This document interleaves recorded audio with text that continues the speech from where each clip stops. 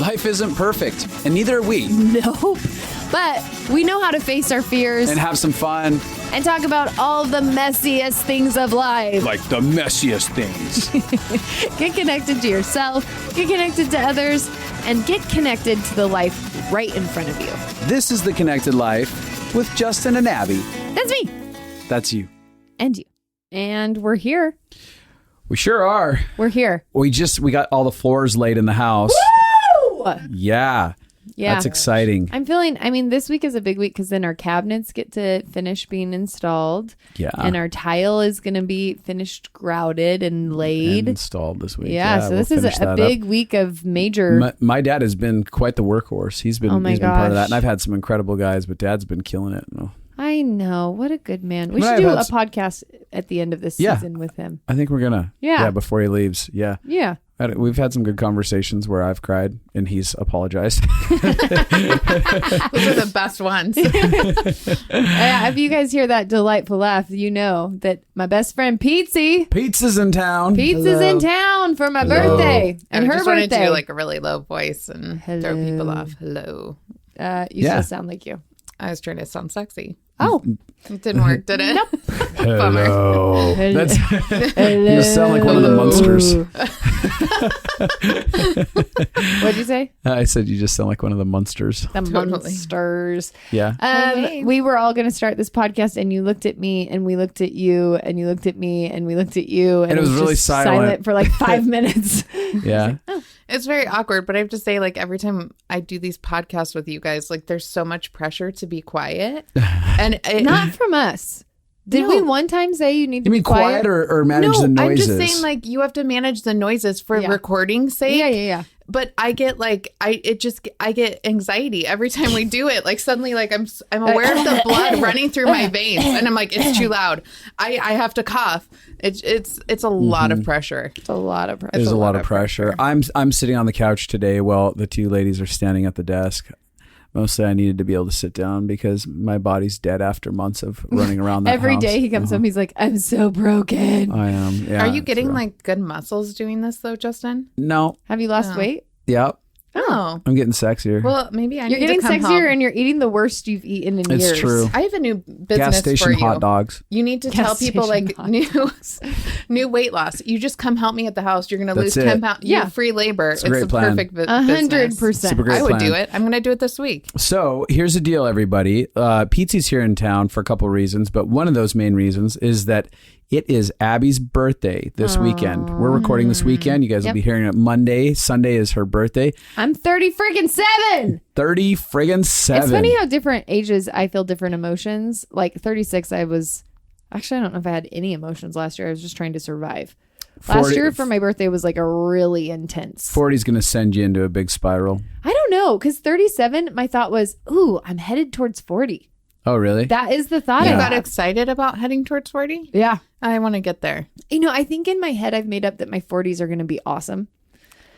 I just need something to look forward Yeah, to. you know what? But I've seen you do this throughout the years with different birthdays. Like 27 was a big birthday Yeah, for you. and then it turned out to be a great year. yeah, but you had been saying 27 is going to be my year. 27 Yeah, is for my whole life. yeah. So I'm going to start doing that. That's how I know it works. And I think 37 feels good because it's a decade after 27. And I was like, Yeah. 27 was a good year. Yeah, 37 totally. will be too. And now we're headed towards 40. Well, I think I mourned a lot last year that I was old. And okay, I lost in my 30s. I lost 2 years because 1 year I didn't count my birthday right. And so Right. I was like 34 and then 36, like one of those wait, kinds of so you're things. telling people forever you're 34 and then 35 just disappeared? Well, or I what? think it was maybe like, I don't remember which number it was. It could have been 33 to 35. Right. But I skipped 2 numbers and that felt dramatic to me. Oh gosh, I'm pretty sure I got rough. 35 right. But so I felt, and That's last hard year, counting. Counting's hard. and last year, Counting's counting's hard. hard. Last year I was so sick and all I did was mourn how old I was and how little I could do. And I was supposed to come out, and then our trip got canceled because of lockdown. COVID. Yeah, this is actually a year later. Your voucher is how you got here. A year later, I used that voucher. Yes. But it's just a sad birthday in general. So I think I mourned for so long how Yeah. old I was and how little was happening that now I feel like no, I'm going to have a life again. I'm going to have a life again. I'm going to be 37. By the time I'm 40, I'm going to be living fully alive. Yeah. You should take a course. Called Living Fully Alive, because round 2 is starting right now. May 5th will be the first time that the first class starts. But right now you can get online at justinabby.com. And you can be part of our round 2. We've never done that before, but we're having a round 2 Living Fully Alive because we had so many people say, hey, we missed out at Christmas time, but we want to get in on it still. So we're like, all right, let's open it up. Let's try this. The immersion, we created a new immersion program, and people are freaking out. It's so good. I just had somebody today I talked to this is the 3rd time they've done the course, but the first time that they did the immersion program, because it's the first time we did it. Sure. And she was like, I was just crying on the way over here about how transformed I'm feeling and how much breakthrough I'm getting every week, because it's so radically different doing the immersion program, because you're so connected to everybody going through it, and you get to watch people be consulted live, and you get to participate, and you learn and grow your skills. Right. Actually, Pizzi, when you were going to become a consultant, you did Living Fully Alive. Yep. What did you think about it? I think that Living Fully Alive is probably one of the best things that I've ever done. And I tell everybody, I'm like, this should just be a human rite of passage. Like it should be called the human course, how to be a good human. Because I have people all the time now, I have clients who are like, I want to do what you do, or like, and I'm like, start at Living Fully Alive, because it's the foundation for what we do. It's the foundation for how to start living in a healthy way, relationally with people, with yourself, with God. So I'm like, I can't say enough good things about it. I'm like, everyone needs to do it. It's a human course. Go take the human course. I loved it because you did it. And I was like, what a best friend. Because we talk all the time. I know, but it's different though when we're having conversation versus like when I hear you guys in your element doing what you do.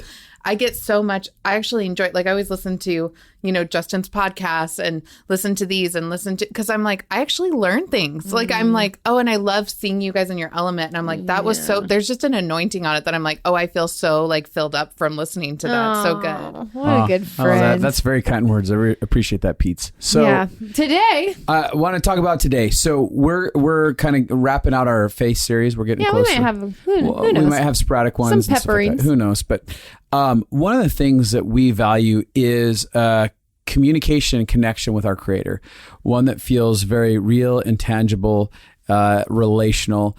And a part of that is the actual, the communication itself portion. And in a lot of different cultures, people have ways that they hear from God, or their version of God, or what they think that is. And sometimes that's people who go to palm readers, and sometimes that's people who go to psychics, or I don't know. There's just or the self-help people who like manifest their own destiny and stuff like that. Yeah. So there's a lot of different language for what people do. But with regards to us and some of our background and our culture, we have what we call the prophetic, and that can sound like ooh. What is going to happen? Tell me the days. Yes. The date of when it's all going to end. Give me a prophetic word. Tell me when my next poop will be. Oh. You know what movie I loved that had like a totally not a religious view of the prophetic, but was fascinating, was the one with Tom Cruise and the dream the one? Murder one. Vanilla Sky? No. The murder one? The one with Tom Cruise, and he had those two, like these prophetic beings that had to live in water. Minority Report. Oh, I never saw it. Oh, I loved that movie. But it's like the concept of they found these beings who could foresee the future, and so they could tell, and they beings? Beings. Like beings. They were beings. I was imagining like little beings. They're called the cogs. And he's like, he had to protect the beans. I was like, what? Well, magical red beans. There are cultures that would do like lots. They'd cast lots about what the future would hold. Right. Which would be like dice or fish bones or whatever. A lot of those different cultural approaches to the future, seeing the future and stuff like that are really void of void of a relational connection with a being that's wanting to co-create with you. And so for us, we believe foundationally in the prophetic that there's an unconditionally loving Creator who's wanting to have a conversation with you and create invitations that say, hey, what if there's a potential for this in your future. Do you want to come dream with me and co-create with me moving towards that? It's less of a transaction and more of an invitation into partnership and relationship. Right. You know? Mm-hmm. So that's kind of foundationally what we're talking about when we get into it. Well, the reason I want to actually chime in here. Yeah. The reason we're talking about the prophetic in the Deconstruction Faith series is because this is one of the things that causes people a ton of pain, a ton of confusion, and a lot of reasons why we jump ship with God is because of this concept in our faith background. So the prophetic is simply the idea that people can hear from God about the future. Right. About their personal lives, other Either people's about lives. their personal lives or about other people's lives. Also, that other people can hear from God about their personal future. And within that, there's flavors. Like there can be the prophetic that tells the future. There can be the prophetic that just tells the heart of God over a person. So I might hear God and feel like I know what God's heart is towards Justin because I'm hearing, it can have different flavors. But I think where it probably causes the most trouble is when we get into future, like when it's predicting the future or vision casting the future and how people perceive that and what they do with it. Mm-hmm. And some of you may be asking, well, what does it mean to hear from God? And that's a whole other conversation on like, how do we hear from God? Is that a feeling inside of our gut? Is that actual audible words? Is that inside of our mind? Is that imagery? Is that allegorical stuff? Like there's so many different ways. I personally connect with God. I feel like unctions inside of myself or things when I watch stuff like cartoons. Yeah, no kidding. You really do feel God in your like Teenage Mutant Ninja Turtle cartoons. Yeah, or things Power like Rangers. that. No, I don't like Power Rangers. You don't like Power Rangers. He's like, don't Don't associate me with Power Rangers. No. But there's things for each of us. I feel like God, when God wants to relate to us and communicate with us, he really wants to communicate on the basis of things that make our hearts come alive that we're interested in. And if you're a hunter, then it's going to be through hunting or something like that. It's finding each individual's language and getting to them on that. I really like that. I read a book about deer hunting being faith for somebody who loved, like he was a deer hunter. Right. And like that's how God explained a bunch of concepts to him was through hunting deer. Yeah. And for you, it's actually very true. Thundercats, G.I. Joe, like you name it, your cartoons on a regular basis, you are feeling radically inspired by them or like hit by a truth in your being, in his being, not his Red beans. In his beans. Oh gosh. You feel the Lord Right, in your unction beans. in your beans. You feel the Lord in your beans. Oh, beanbag. Oh Lord. It's interesting though, because that's actually what it was always meant to be. Like Jesus always told stories that like a lot of his stories were about farming because, the Jewish people understood that. That's why sometimes the Farming, Bible can feel fishing. so blah to Blah. us. Blah. But do you know what I'm saying? Because Those are not the languages of you our have hearts. to, it's not the language of our Imagine heart. if all the Jewish people were like World of Warcraft players. And that's how they talk to Jesus would have taught. The World of Warcraft. I wouldn't want to hear that.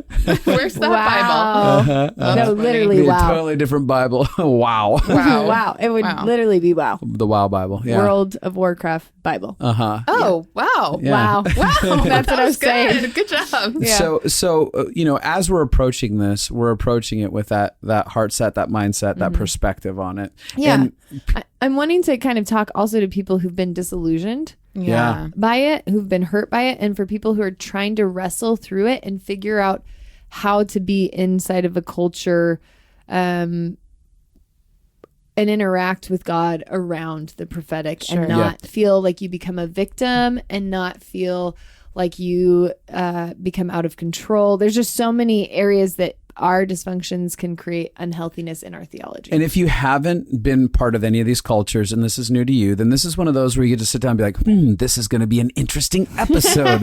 What does it all mean?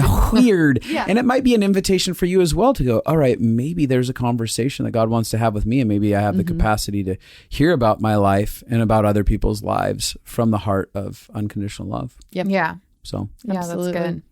Where do you Okay, wanna so go? I think let's start with Justin. You have a great story. We both actually have very similar stories. I want to talk a little bit about when we were young, how we viewed the prophetic, and the kind of journeys Yeah. that we went on, and maybe you can share. Yeah. Start there. Well, Abby did say there's a lot of confusion and pain sometimes associated with the prophetic. And that's something that I definitely resonate with, is a lot of confusion and pain. I've watched people in a lot of confusion and pain.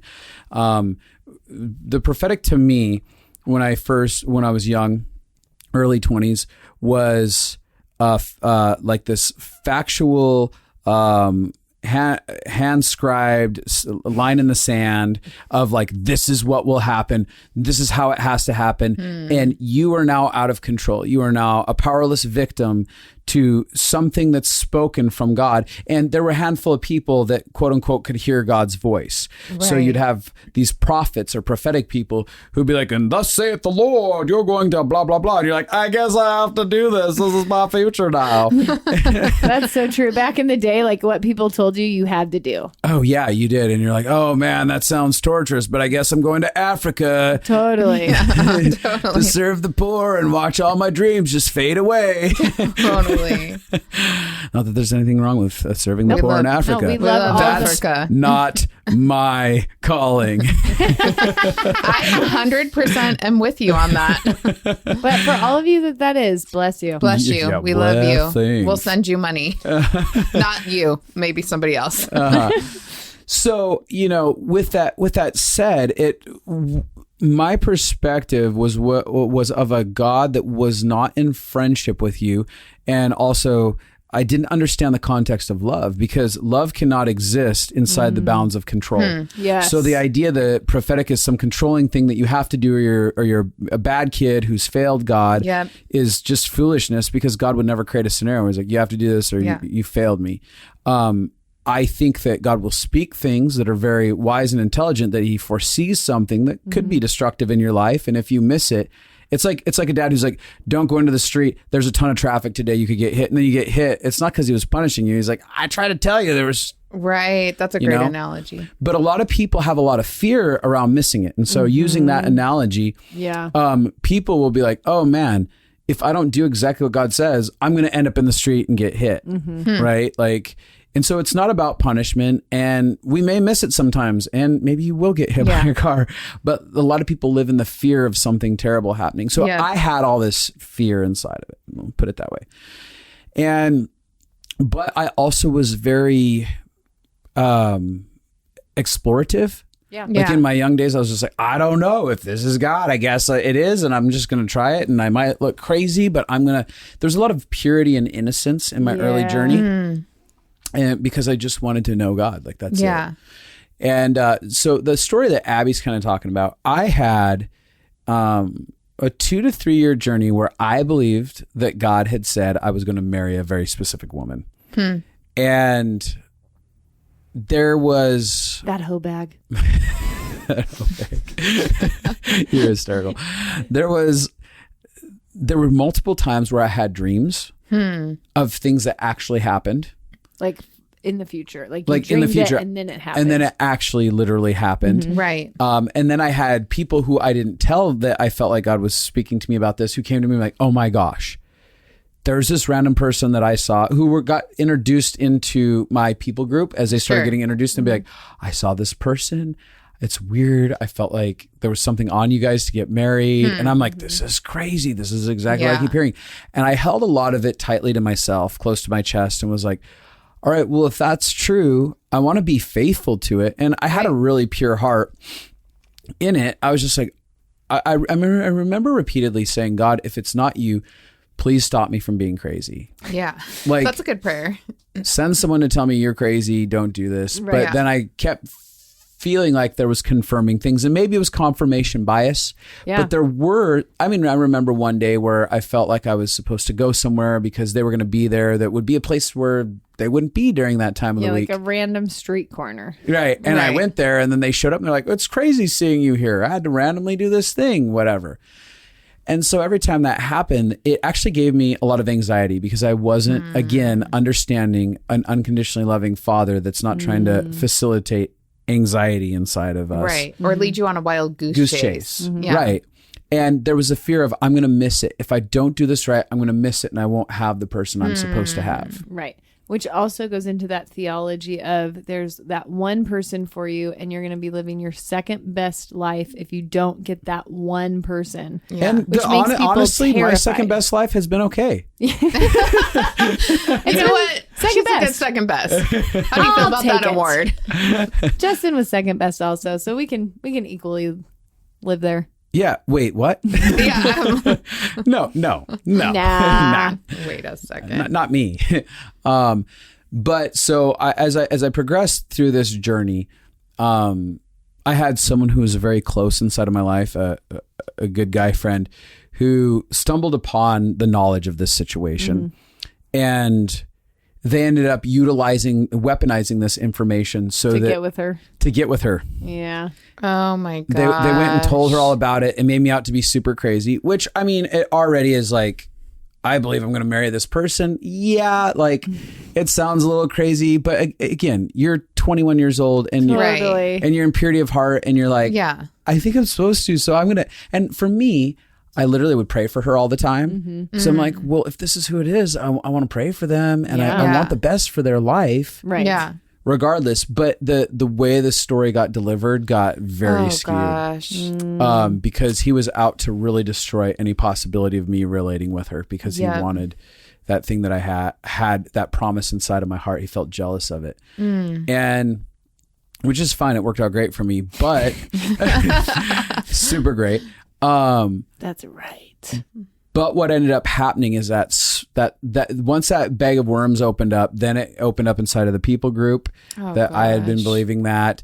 And then I had to kind of make an account for that of like why this happened. And I remember before I fully surrendered the idea of it, like this isn't going to happen, I had one final communication with her where I'm like, whatever he's told you, let me tell you, this is what I believe will happen between you two. And this is actually my heart over here. And I did believe that God said this. So I remember thinking like, I'm going to throw a grenade and blow this up. If it Yeah. works, it works. If it doesn't, it doesn't. What Then did I'll you just- say? You said like you and him, you'll find out that he's not.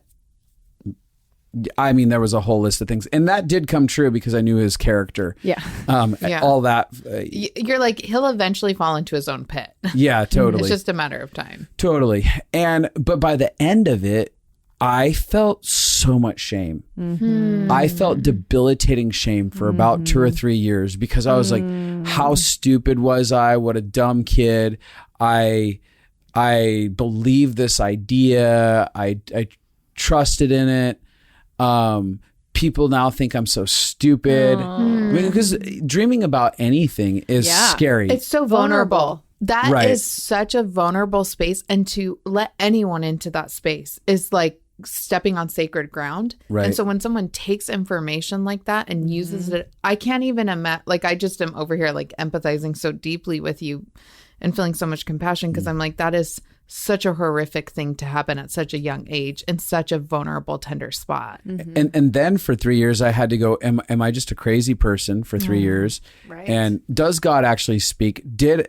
If he did speak it, did I screw it up? Right. Did he not speak it and I was crazy? Does God not speak at all? I can't trust myself. I can't trust this idea of God. And I went into a spiral of, I don't know that I can trust any relationship or anything prophetic ever again. Right. Yeah. And I think that in my youthfulness, because I didn't understand the piece of choice, because love is the ability to choose. Yeah. There is no control. And what it did lead to, though, is an understanding of love. Because my conversations with God as I started exploring my pain for the next 2 to 3 years was opening up to, Justin, people have a choice. These are invitations. You can't expect that someone has to bend their will. You can't bend someone's will. That's never love, in trying to make someone bend their will to choose you or believe that they have to choose you. And so I think that was a huge enlightening point for me in that area. But the bounce back again was probably about 4 to 5 years. 4 to 5 years. Yeah. Of really Overall, wrestling and contending. and until I was like, I don't think that was ever God. I think that I think that we as people can pick up on each other's energy, and I think there can be swirls of spiritual stuff. But I was frequencies. I started going, okay, what I do know from this scenario is that when something is spoken, I can set it on a shelf. I can put it somewhere and go, all right, well, maybe that's an invitation from God. Let me let my heart play that out and see if it's something that I want. If there is an invitation. Yep. Yeah. Let me, did you have something you wanted to say? You can go ahead, but I just was thinking that what Justin just said, I think is so key about, I think sometimes when we get a prophetic word or we're sensing something from God, we can subconsciously and even consciously become fixated on that thing. And then we have confirmation bias where it's like, okay, I feel like God said this. And then I'm looking for evidence. For every sign. Every sign. Song that points to the same thing. Yeah. Every commercial that has the same words. Totally. And you'll see this a lot in prophetic communities where somebody will sense something and then suddenly a feather fell from the air and the Lord was, and you're like, how did you get that? Because they're so fixated on that thing. And I think this is, and we can get more into this later, but I think what Justin said is just so key. What he took away from that is just that ability to take what you feel and put it on the shelf. It doesn't mean you throw it away. And it doesn't mean you hold it. And a lot of people, what they do is they either want to completely throw something away or they hold it right in front of their face. And that's all they see. And be consumed with it and make it happen. Yep. And really the tension with the prophetic is being able to take it and put it on a shelf and look at it occasionally and say, okay, God, when you want to bring this down, if this is you'll bring it down and hand it to me. Right. I think I'm going to share a couple of my stories because I think it illustrates this concept really well. When I was young, probably around, I think 17 actually, I became best friends with this guy, and I remember. You were there. I was there. 5,000 pep talks. 5,000. Lots of tissue boxes later. Yes. So when we were friends, I remember having a night where I felt like God said, "This is the person you're going to marry." Yeah. And a couple years later, we had a conversation where actually I think around that same night, he felt the exact same thing. Same timeline, same thing. And so it was an interesting thing. And I felt the same way every time that I felt like I was ready to let it go or let go of that belief. I would have some kind of I would get a word from somebody. Like one of the examples for me was I was in church one night and I was like, I can't do this. I can't hold on to the idea of marrying him. That's like too much pressure and I don't know how to make that happen. And I'm just done. And I'm like killing that idea completely. Yeah. I'm just letting it go. And I walked out of the room and literally I walk out of that room into the big open area. And this woman sitting across from me literally points at me and is like, God says that you just killed something at the altar. And he said, that's not what he said to do with it. Oh, that you're not supposed to kill it.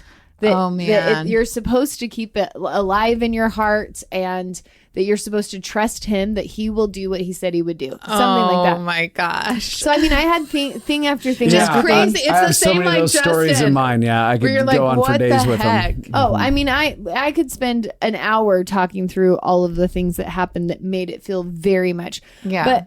But the thing about it was, and I was young and I didn't understand. And so what I did is I looked more at the prophetic word than, is this healthy for me? Is this good for me? Am I being authentic to myself? And so it was a very dysfunctional relationship. It was very dysfunctional. It was very dysfunctional. He was narcissistic. Well, because you felt forced into it then and you feel trapped. Like I have to. Well, I didn't feel trapped. Like I didn't want to be in it. I was dysfunctional enough that having a word from God just kept me in something that I was hoping for. It kept you putting up with the like craziness. That's what I mean. Yeah. Yeah. Well, I wanted to say that it wasn't like I hated him, but felt trapped in it. I felt excited about the idea. Can we just put comma for a second? And there are people who enter into relationships being like, I don't even like them, but I feel like God. And I'm like, that is like That's worst crap. case scenario. That's- Don't do it. Don't I've do had that. so many We've people in my counseled office so many of those people divorce Yeah, and leave they're the because people they that found end it. up in our offices 5 years later. because they still don't like their spouse. Yeah. And they still feel like they Like, didn't I didn't choose have any them. respect for them. I didn't want them, but someone wasn't prophetically attracted to said I was them. supposed Yeah. to, or Yeah. Don't do it, people. Don't do it. But so I wasn't one of those. I did like him. Yeah. I mean, I think I could have gone either way. But Sure. But once I started getting the prophetic words, then I built my whole identity around like, yeah, this is going to happen. And what I thought was, okay, like he's not very good at loving me. But like as in like in friendship, not in like being in love with me, but like Yeah. he's not very good at like loving me. He's and not good being a at good seeing friend. me, respecting me, being No. a good Caring friend about to me, me, caring yeah. about me. But I was like, oh, I guess that my story with God will be that like I'm the person who loves him. I knew he'd gone through so much trauma. You went into savior complex. I'm going to be the Codependency. person that loves him through this, and I'm God's redemption story for his life. That's what the truth. I'm God's redemption story for him. And so I stayed in this, and I mean, there's a lot of ways that I abandoned myself. Like we've talked about abandoning yourself. We teach about it in Living Fully Alive. But we have also talked about it a little bit in this faith series and how people can abandon themselves for God. And I did that. I abandoned myself to love this guy instead of being like, actually, over and over and over again, you've hurt me here. I should set boundaries. Yeah. I should take care of myself. And I kept running over myself because of this prophetic word that I had. Yes. And thankfully for me, it kind of it was very different than Justin. We got to the place where I was like, because he was back and forth always like, I want to date you, I don't want to date you, I want to date you, I don't want to date you, I want to date you, I don't want to date you. And finally I was like, there's one last chance. You either date me or we're not best friends anymore, because we were fake dating for sure.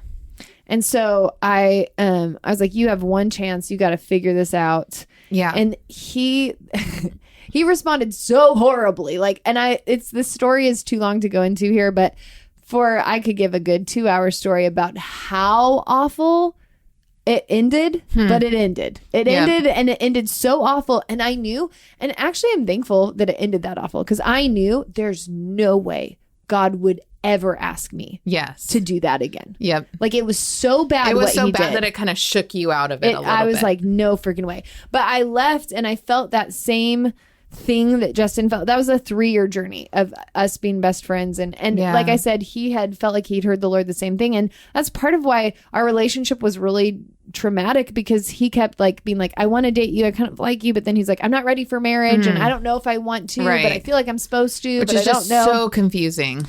It's too much. And so I think I walked away from that being very similar to Justin. What can you trust? Is God for you? Does he love you? Why did God lead me into that? Why would he ever allow circumstances to confirm that was like a good place to be? Did God want me to be codependent? Did he not want me? Yeah. I had believed that I was following God for that entire 3-year process. Right. And so it was very hard to weed. It's very easy to want to give up after you have a disillusioning encounter like that, to be like, throw God out. Like, I can't trust anything God says. And I felt that way. I would say it took me years to get back to trusting in the same way too. Like, is this actually God? Is this not? But what it did teach me I to couldn't do. trust me. Could you trust you? No, Like, yeah. I lost a complete. It shook your I lost sense of all self. sense of self. I lost all trust for myself. Yeah. in Yeah. myself. Me too. Because I really believed that was what I was doing. I thought it was interesting, though, something that you said that I was like, that's a really good point, is, I think sometimes when we hear prophetic words or we're sensing God, we think that word supersedes boundaries. Yes. And so healthy decisions. Or taking care of ourselves, or not, like, we will abandon ourselves because thus saith the Lord, this thing, when really, you can say, okay, if I heard the Lord about this person, that still means I get to have boundaries. Yes. That still means that I get to feel peace and feel comfortable. That still means I don't have to abandon my heart, and I think that right there, I see so many people do that somebody will come in and say something and they will override their boundaries in order to facilitate what they think is the Lord And how it should happen. and how it should happen, rather than saying, if it is the Lord, it would not require me to step over my boundaries. Yep. It would not require me to put myself in a place of It isn't anxiety healthy. and Yep. fear or depression. It would not require, Right. you know what I'm saying? Like, it's just a very interesting thing. I thought it was interesting Yeah. that you brought up the word boundaries, because I'm like, really, prophetic words and hearing God's voice and boundaries need to go hand in hand. Yes. You know? Because I look back now and I'm like, if I was counseling 17-year-old me, Yes. 17 to 20-year-old me, I would have gone back and been like, hey, if it is God, you can set as many boundaries with, you can actually end Yeah. your friendship with him. Yeah. You can actually demand that somebody respect you. Like demand in the sense of like, Hey, I'm not- I need respect from you. I need like, hey, that doesn't feel good for me. I And need that- our interactions. and if to you're look not different. respecting me, I'm not going to be around you. Yeah. like Yeah. I could Yeah. have done all of that. And if it was God, God could have figured it out. Yes. And I think this is where I wanted to compare. So, having gone through this experience, I then approached my relationship in falling in love with Justin very differently. I did too. Well, and what's interesting about when you guys fall in love, and if you don't know the story, I think you guys go through it at the very beginning of the podcast. Good It's part of very it, yeah. interesting. So Yeah. you could go back and listen to it. But one thing that's interesting about you guys is I would say you guys both had just as many signs in a lot of ways with more. with each other as you did in previous, but the way you approached it was very Completely different. Yeah, I mean, I approached it in the idea of like, I don't want to hear or know that she's the one. I just want to know what I feel and if I want to be with her. Yeah. And I want to explore and find out who she is as a person. And as I was in the midst of that, I had all these crazy signs that would have spun me out before. But I'm like, that's interesting. Well, I don't know if I'll see if I want this. Yeah, we'll see like where this leads and what my heart is saying, what I feel from the Lord. Yeah. Go I ahead. remember when I met Justin, he was dating another girl. I'm a home wrecker. You Just little. kidding. But so he was dating another girl, and they were on a break when I met him, and he was really wrestling because he's like, I have all these encounters with God with this girl, and I feel, and I don't know what to do with that. Like, does that mean that I should be with her? And from my process of working through what had gone on with me and that guy, at some point, I felt like God had said to me, Abby, you asked me to be involved, and I was involved. My involvement was not actually confirming. And I was able to go back Confirming that you have to do this. that My I should involvement. marry him. Right. Yeah. Yeah, It was and- just, I'm here because you invited me. I was able to go back and look at a lot of the specific prophetic words and realized I created a lot of what they meant. There was a Right. lot of Yes. assumption, and that happens a lot to people where Oh, they're like, oh, this means that it'll be like this and this and this and this. This will Yes. definitely look like this. But I think about all the time, like Jesus had so many prophetic words about him coming, and they all missed it. Oh, everyone missed it. They all thought different things about They it. thought he would come and take over Rome. They thought he would come and Yes. like, so we often can misperceive what a word actually means. And or then I think even over time, it can. So I recently had a client who she was working through the same thing. I thought I heard the Lord on this person. They turned out totally not to be right in the end. And it caused a lot of pain in her relationship with God because she's like, you told me. So I encouraged her to go back. I was like, do you still have journals from that? And she's like, I do. I said, go back and read your journals. She went back and realized through her journal entry that God actually never said that to her. That she was interpreting something as God saying it. And when she read it, she's like, oh, I took this and ran then with, I totally- made up what I thought he was saying. And Or it's what not we kinda actually want. what we kind of want. Yeah, Yeah. exactly. And I wanted security and stability in a relationship. I wanted God to choose the person for me because, Yeah. and we talked Then we about believe this. it's going to be okay. If I Right. marry the person God picks for me, it won't be a bad marriage. I won't It have won't be pain. hard. Or if it falls apart, I have someone to blame. Right. This is God's fault, not mine.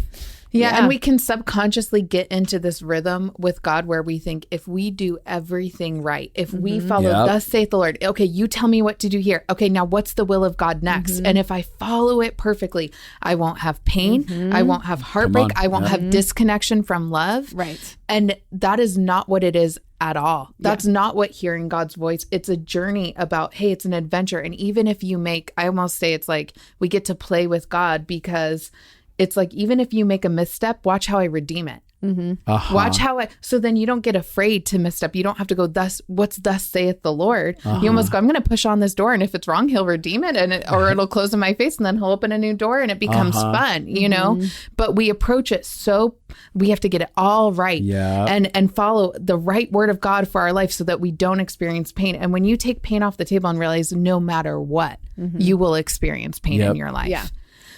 Then it no longer becomes high stakes having to hear God's voice in order to live your life and do it perfectly. Yeah. Well, it's interesting. I was going to say about Pete's. Can I say something about her? I didn't know if you're going to, because I wanted to hear about, I want to talk about her I want to story. finish my story. Then finish your story because I was going to make a point about the pain. Go ahead. So for me, when I met you, I remember telling you like, hey, just because you're having lots of God encounters with this girl doesn't mean God wants you to marry her, doesn't want you. Do you want him involved in your life? And you were like, yeah. And I was like, then he's being involved. It's not about your connection that is creating this. I remember where I was when you said that to me. It was a phone call. Yeah. Oh, that's interesting. And I was like, it literally just is because he likes to be involved. And I began to look back and see like he wanted to be involved. I also think I felt so relieved, by the way. Yeah.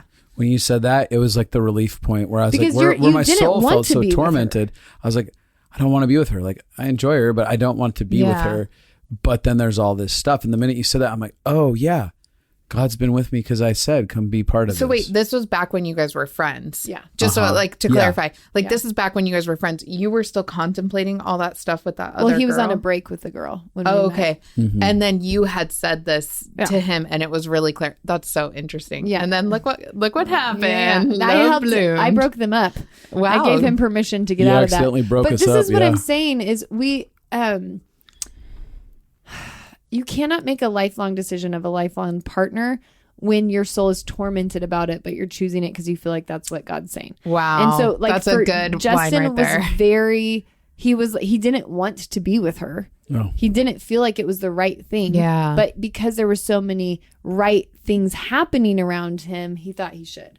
And so that stopped. And so then me and Justin started being friends. And I remember being like, God, I don't want you to tell somebody if I'm the one. I don't want you to do that. I want you to I want somebody who wants to choose me. Because I think it takes zero courage to marry someone you don't love. It's true. Like, I'm like, I want somebody who's like, I'm going to fight for you. I'm going to pay the price for you. I know that you're flawed. I know that you're broken, and I'm willing to care about you in that, you know? Yeah. And so, I remember there was so many, I mean, like, I'll say this. One of the prophetic words I got is, in March, you'll know who your husband is, and in May, your whole life will change.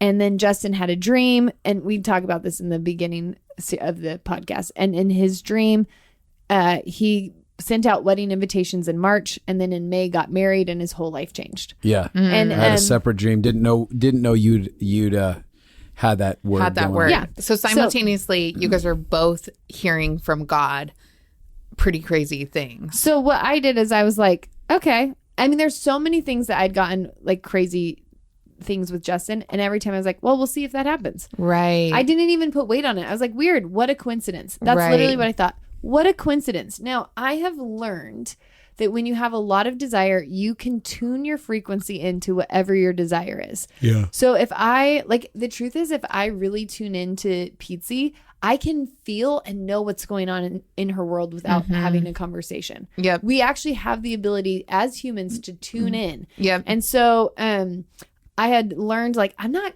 going to, maybe me and Justin are just tuned into the same frequency. Totally. I don't know.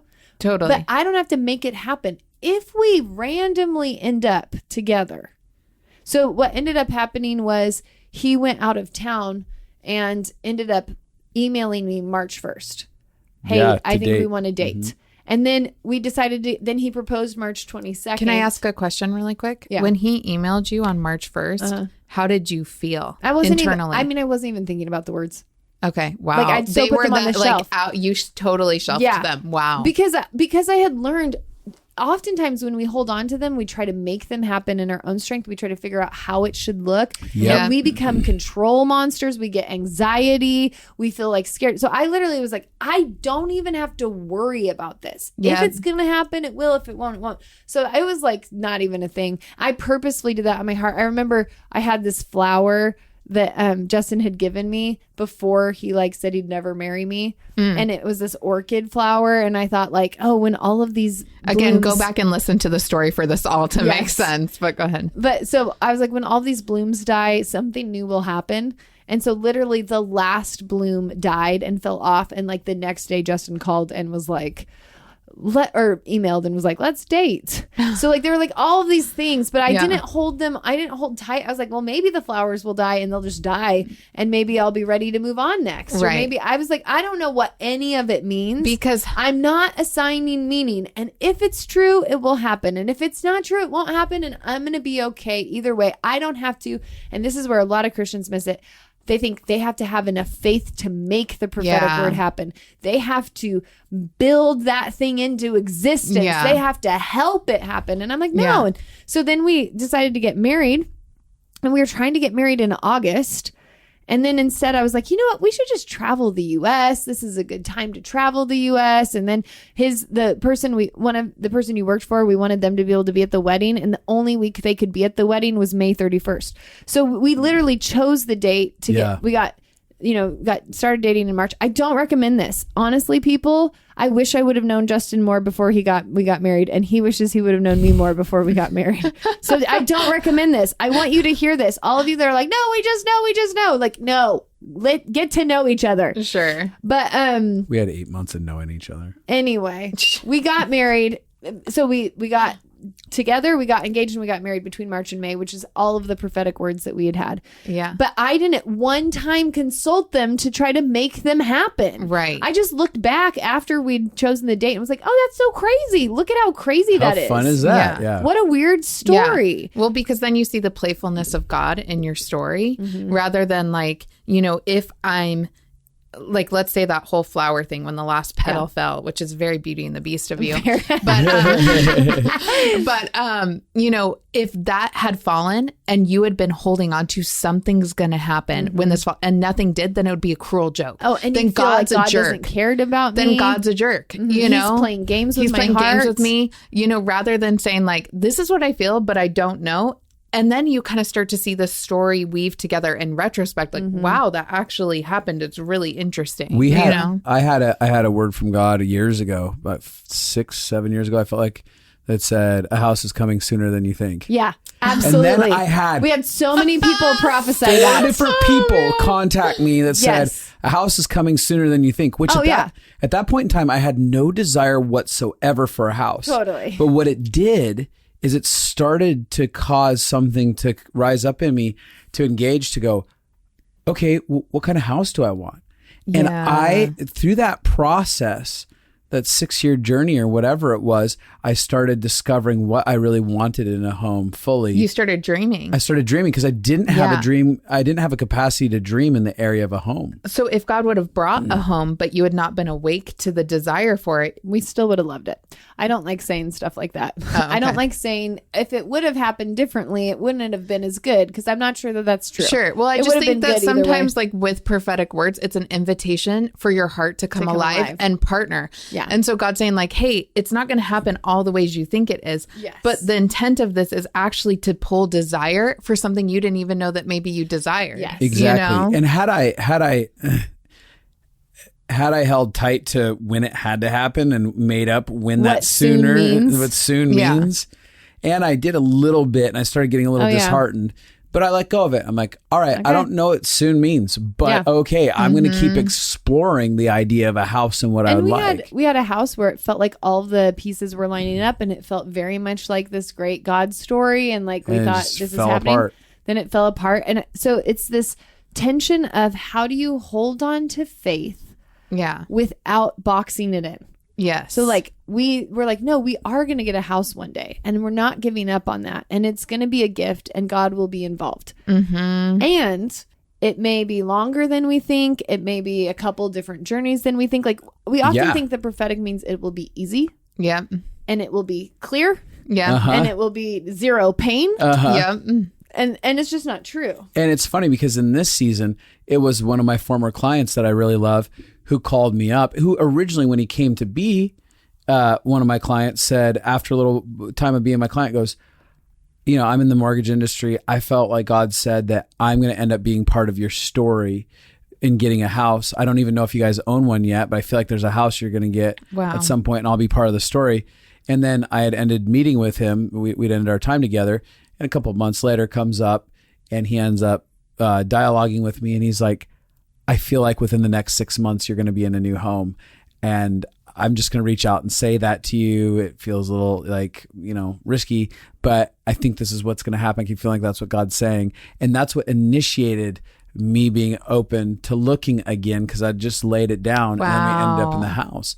Yeah, that's the reason you started engaging at and all. he was key in me getting like mortgage and everything like that. But So that's why I'm love saying that there's perspective though, because it's a little bit of a different twist on what we're saying, because Justin partnered with what was coming to him, but he felt full release to partner with it. Yeah. And that's the hard thing about the prophetic, is that we want black and white rules. Right. This is how you don't do this, you do this. And there are some boundaries and guidelines that we'd say, hey, this is just typically really smart not to go there. But so much of it is holding tension in the unknown and holding tension for really just living in balance within it, Well, and it's interesting because he got that word and I thought like, it doesn't mean anything to me. Right. Yeah. I literally didn't feel connected to that word at all. I thought like, whatever. Justin starts looking for houses. I feel no emotions about it. And I'm just like, peeking whatever. around. I'm like, I'm going to peek around. I didn't even like get myself deeply engaged. Invested. I was just like, all right, Yeah. let's just kind of see. I think that's something about children.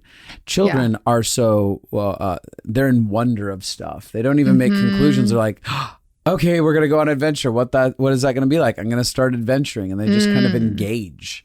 I actually love that picture because it's kind of even what I was saying before. I feel like you just put a great picture to it. But like, I think of like my son. Like he knows that our heart towards him is so good and that we love him. And you see in him resting on a bedrock of love that he's adventurous and he's crazy and he pushes and he's not afraid to be crazy and he's not afraid to do things that are nuts because he knows that he's safe even if he gets in trouble. Like he's just so safe within. And it's like, man, that's such a picture of us even with God, that you have to rest on that foundation of love, because then it just becomes playfulness with him. There becomes so much safety within love. I love that picture. Oh yeah. Yeah, I think that it definitely is the idea of, I think I like the language, putting it on a shelf, holding it with loose hands, not trying to make things happen. I think I have much more of a belief of I need to have faith that there's a good God involved in a story of in my story, than how specifically it needs to unfold. Yeah. Right. And what that looks like. Because even like, I would say like feeling so many words about, also getting so many words about being healed and then having to be like, well, that could be through me going to Spain. That could be through me finding the right concoction of doctors. That could be from me finding like it. And it's could so be easy. Instantly. Who Yeah. A knows? miraculous supernatural healing. So Yeah. I think that there's this idea that we always, and we want to take whatever prophetic word we got and make it whatever we want anyway. Like we just want that. Totally. And And I think I always have to remember in the back of my head is that we love outcomes and God loves process. Yes. Yeah. Because he gets to father us in process. If you just get outcomes, you don't need to be fathered. You can Totally. do everything on your own. But process requires fathering. Process requires a love connection in order to be The safe. And that's conversation, where the you grow. That's investigation. where you become is in Yeah. process. And so, like don't hate the process, because the process is where you're made. The process is what, but it can be painful. I found that even going back to the word that I felt like I followed for 3 years, I walked away really thankful on my mature end side for going through that. Oh yeah. Even if I created the whole mess for myself, it was actually, like you said, the relational aspect of what it pushed me into was like, I really want to understand you, Papa. Yeah. Who are you? How are you involved? How do you heal my heart on something on the other side of this? And Yeah. you learned It so was a much about process. free will. You learned about love. You learned love as a choice. Yeah. So then when we met and I had the belief love is a choice, Yeah. you actually were ready. Like ironically, we both had the same scenario happen. It might have been the same set of years that we both had could have been. our journeys. But our idea and our concept of love had so grown. And I want to kind of hit this really quick before we move on and have Pizzi share some of her story. I have a friend who it was prophesied publicly that she should marry the person she was dating. And they ended up getting married, and he ended up being very abusive. And this is where the prophetic can get very complicated. Yes. I don't know if the word the person gave was accurate or not. I don't know if it was from God or not. This is one of the reasons I don't think anyone should prophesy marriage. Yeah. I just don't think they should. Yeah. Hold it, write it down in your own notebook, send yourself a letter with a stamp about when you got the word if you want, and then give it to them after they're married if they get married. There you go, at the wedding. That's great. But so then she stayed in this abusive relationship for a long time because she thought like this is tied to destiny. This is tied to Well, and I think I hit a point when I was processing the pain of Justin's rage in our marriage where I was like, if I'm holding that God is the reason that I married him, that God is the reason, then I would feel so hurt by God for leading me into a marriage where there's rage. Now, obviously, I had my crazy stuff too. Justin can feel the same way. And it's interesting too, because I would have, a lot of the times where I felt like, why is this happening? Like experiences of your messiness, I always could go back to, but I chose this. Yeah. This is my choice, and I'm going to continue to choose it. And it was a very powerful posture because it wasn't, God told me I had to get into it. It's something I said I wanted, and I'm going to honor what I wanted and follow that out. Yeah. And there's sometimes like we got a prophetic word to move to Redding, but we didn't move here because of that word. Right. We had to wait till it was a choice that we actually felt internally that we wanted, regardless of if it was a right word or not. Well, and what you're saying is an empowerment position versus a victim position. Because if you're just doing something based off of the word of God, then when it she falls... had quotation marks for all of you. Yes, quotation marks. Then when it doesn't go well, now suddenly God's a jerk. Yeah. Why would you put me here? Rather than a cruel joke. This whole thing is a cruel joke. It reminds us of all of our childhoods, of all the times our parents disappointed us. 100%. We're triggering all over the place. We're in all kinds of crazy spirals. Rather than, okay, I believe that this is the Lord, and I'm making the choice as a powerful person to partner with this, no matter what that journey looks like. And I know along the journey, I get to have boundaries. I don't have to abandon. It's coming all back to those things of like, I don't have to abandon my heart, you know? So good. I think what we're talking about is really good. I like the balanced perspective of the prophetic and a journey with God in that way. And again, this episode, it's not just about prophetic, it's about relationship. It's about what does relationship with God, what with an unconditionally loving God look like. And I think we want to explore this even deeper. I think we'd do ourselves an injustice if we just tried to jump into your story, Pete's, because there's some pretty powerful stuff in your journey. So what we're going to do is we're going to do a round 2 of this. So this is episode 1. We're going to do a second part to this. And so that you guys can have a little breather from what you've listened to. But as you're walking away from maybe this episode today, I think, again, for those of you who have never heard from God, I think it would be a great invitation right now to be like, what does that mean? What would that look like? And I'm going to keep an open heart towards that. And there's going to be some learning curve where there's going to be bumps and bruises that I get. And I'm not going to allow myself to become disillusioned and defeated if I don't get it all right, because I'm going to approach it as a kid with wonder, trying to just discover who God is and what that looks like in relationship, in actually relating to me. And for some of you guys that have been engaged in this world that have been super disappointed, I think it's probably time to start forgiving God and forgiving yourself like I did. Yeah. Like I had to forgive God in my journey of feeling shame about that. I had to forgive God and myself for the shame that I felt for believing what I did and stuff like that. And as we get out of the relationship with shame, we'll still have our failings. I still have them where I'm like, I think God said this. I'm like, nope, I got that wrong. That wasn't me. That wasn't God. And I allow myself to just be lighthearted about it and be like, and laugh at it. Shame-free. Yes. Like, okay, I guess I got it wrong there. Yeah, because I used to try to prove to people, no, I'm good. I'm good at hearing God's voice. So I always had to hear it right all the time. Yeah. And it was an identity thing. And now I'm like, We're all trying. Yep. We're all humans. Missed We're that all, one. And I know a lot of well-known prophets, and they miss it. Yeah. They miss it sometimes. Yep. And I think that you have to, especially if you've made mistakes in your own world or other people have, instead of looking at yourself or others as foolish, you should be looking at yourself and others as childlike. Yeah. Oh, that's cool. We're childlike. Yes. We're being willing to like risk in this thing that how do I put it? That doesn't have very specific like A plus B equals C. Yeah. Formalized. Formulaic. Yeah. Yeah. There's no formulaic that I can prove that this is going to happen. Yeah. And It's a like, faith journey. And even what you're saying is taking the high stakes off.